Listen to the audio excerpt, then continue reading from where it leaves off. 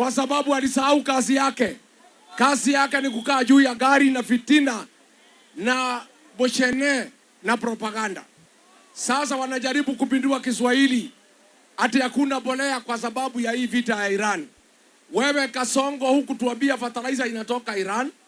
Ulituambia fertilizer mfuko milioni 2 iko kwa store, tunangoja siku ya kuchukua.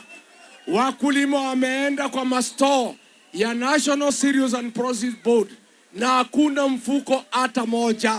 Sasa wakulima mpaka huko kwao Kericho mpaka Eldoret wanahangaika. Wakulima wa Kalenjin wanasema ni one term, kwa sababu huyu mtu ni muongo na ameharibu maneno ya ukulima.